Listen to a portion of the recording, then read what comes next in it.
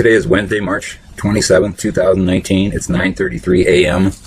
and I'm calling Rhonda Lansing from Michigan Lapeer Department of Health and Human Services.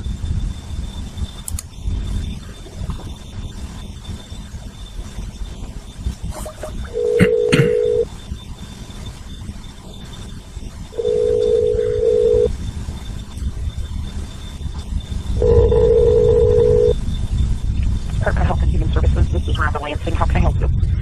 Hi, Miss Lansing. This is... How are you? Oh, goodness. I returned your call yesterday and had to leave a message. Yeah, I know. As far as the police, you would have to make a complaint with the police department. See, I don't even know who that... See, I don't know who that was. There was... I believe there was someone from the sheriff's department and someone from the Mayfield Township. See, I don't know who was who. And the thing is do you know, does your lobby have a camera and an audio? Because No, it does not. She threatened me. No, the lobby does not. Is there, see how I have a picture of that woman. That's the best I can do. I contacted, I talked to Judge,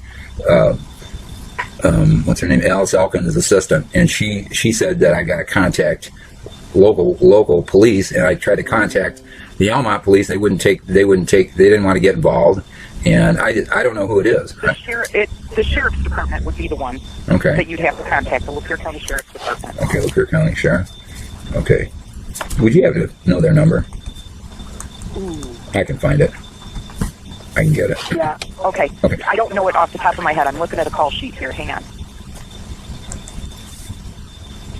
Yeah, the only number I have for them is the turnkey, and they wouldn't be able to help us. The turnkey is the one that lets us, we can call and confirm if an individual is currently incarcerated. Gotcha. Oh, I could probably find it. I have another issue. I want to make a complaint against Elaine Stoutenberg. Then you would have to call her supervisor. I don't have any control over her. Her supervisor is David Lynch. Yep. The problem is David Lynch won't take the complaint. He's ignoring me.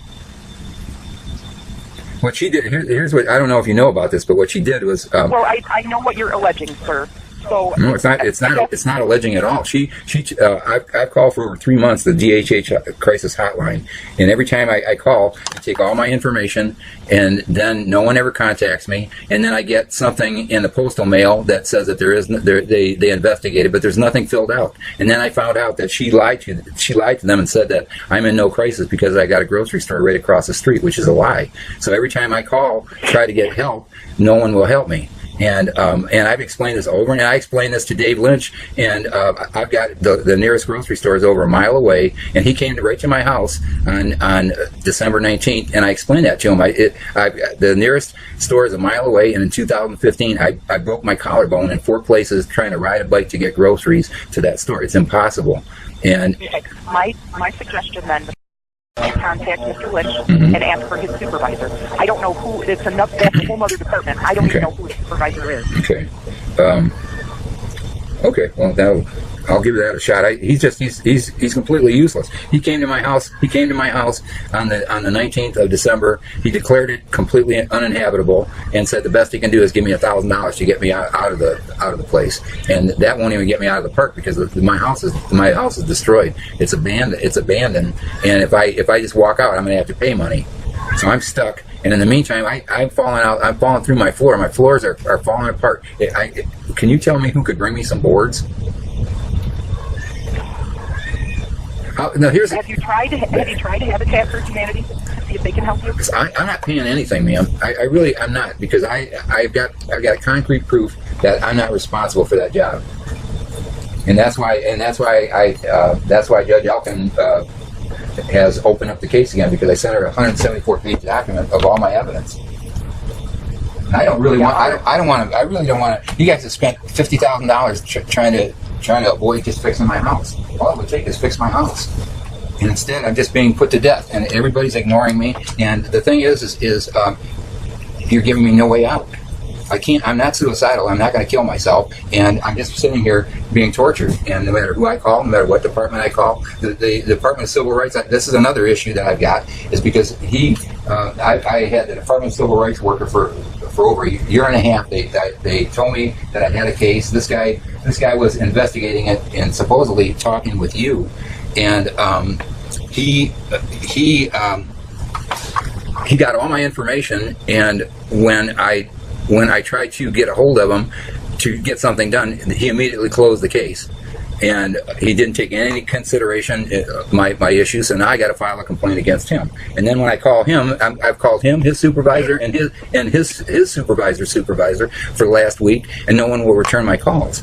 Those are the issues that I'm dealing with, ma'am, and that's why it's impossible. I'm in an impossible to survive situation. I went to. Yes. There is absolutely nothing I can do to change those things. Well, I have no power over civil rights. Well, the thing is be responsible. Nor do I have any power over the Adult Protective Services Unit. What you As got? I indicated before, if you are not getting results when you're trying to complain, then you need to ask for that person's supervisor. That's what I've been doing. I've been doing that. And the thing is, you got to understand. I don't know if you realize this, but the government is in a state of collapse. And that's why every department and every agency, federal and state and local, are falling apart. And you are entitled to your opinion, sir. Well, ma'am, here's the situation. All I need to do. There's nothing I can do to change your situation. Well, you can be responsible for your botched job. Sir, I don't ever recall being at your house performing a job. Well, all you'd have to. I know. With Porter and Heckman. No, the problem was I never accepted the contract. I fired them.